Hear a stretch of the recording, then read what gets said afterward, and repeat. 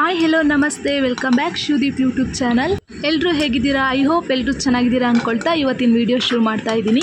ಇವತ್ತಿನ ವೀಡಿಯೋ ಬಂದುಬಿಟ್ಟು ಸಾಫ್ಟಾಗಿ ಟೇಸ್ಟಿಯಾಗಿ ಮನೇಲೇ ಹೇಗೆ ಕೇಸರಿಬಾತ್ ಮಾಡೋದು ಅಂತ.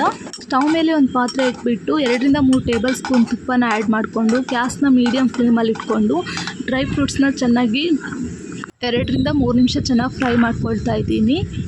ಹಾಗೆ ಅದೇ ಪಾತ್ರೆಗೆ ನಾನು ಇಲ್ಲಿ ತೋರಿಸ್ತಾ ಇದ್ದೀನಲ್ಲ ಮೆಷರ್ಮೆಂಟ್ಗೆ, ಅದೇ ಕಪ್ಪಲ್ಲಿ 1 ಕಪ್ಪು ಚಿರೋಟಿ ರವೆನ ಹಾಕ್ಕೊಂಡು ಚೆನ್ನಾಗಿ ಫ್ರೈ ಮಾಡ್ಕೊಳ್ತಾ ಇದ್ದೀನಿ. 1 ಟೇಬಲ್ ಸ್ಪೂನ್ ತುಪ್ಪ ಮತ್ತೆ ಆ್ಯಡ್ ಮಾಡಿಕೊಂಡು ಚೆನ್ನಾಗಿ ರವೆ ಎಲ್ಲ ಅರಳ್ಕೋಬೇಕು, ಆ ಥರ ಚೆನ್ನಾಗಿ ಫ್ರೈ ಮಾಡ್ತಾ ಇದ್ದೀನಿ. ನೋಡ್ತಾ ಇರ್ಬೋದು ಯಾವ ಥರ ಫ್ರೈ ಆಗ್ತಾಯಿದೆ ಅಂತ.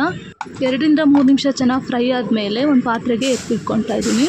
ನಂತರ ಮೆಷರ್ಮೆಂಟ್ ತೊಗೊಂಡಿರೋ ಕಪ್ಪಲ್ಲೇ 2 ಕಪ್ಪು ನೀರು ಆ್ಯಡ್ ಮಾಡ್ಕೊಳ್ತಾ ಇದ್ದೀನಿ. ನಂತರ ಅದೇ ಬೌಲಲ್ಲಿ 1 ಬೌಲು ಹಾಲು ಯೂಸ್ ಮಾಡ್ತಾಯಿದ್ದೀನಿ. ಹಾಲು ಯೂಸ್ ಮಾಡೋದ್ರಿಂದ ಚೆನ್ನಾಗಿ ಸಾಫ್ಟಾಗಿ ಹಾಗೆ ಟೇಸ್ಟಿಯಾಗಿ ಬರುತ್ತೆ.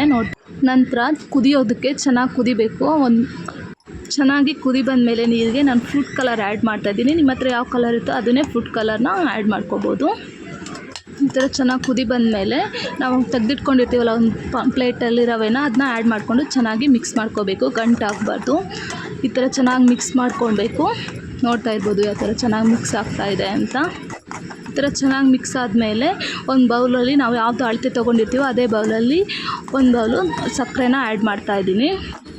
ನೋಡ್ತಾ ಇರ್ಬೋದು ಸಕ್ಕರೆನೂ ಕೂಡ ಚೆನ್ನಾಗಿ ಮಿಕ್ಸ್ ಆಗಬೇಕು. ಈ ಥರ ಚೆನ್ನಾಗಿ ಮಿಕ್ಸ್ ಆದಮೇಲೆ ಮತ್ತೆ ಒಂದು 2 ಟೇಬಲ್ ಸ್ಪೂನ್ ತುಪ್ಪನ ಆ್ಯಡ್ ಮಾಡ್ಕೊಳ್ತಾ ಇದ್ದೀನಿ.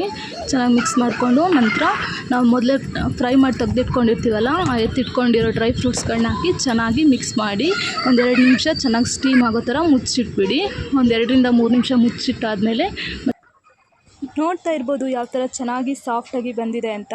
ನೋಡ್ತಾ ಇದ್ದೀರಲ್ಲ, ವಿಡಿಯೋ ಇಷ್ಟ ಆದಲ್ಲಿ ಪ್ಲೀಸ್ ಒಂದು ಲೈಕ್ ಮಾಡಿ, ಕಮೆಂಟ್ ಮಾಡಿ, ಶೇರ್ ಮಾಡಿ. Thank you so much.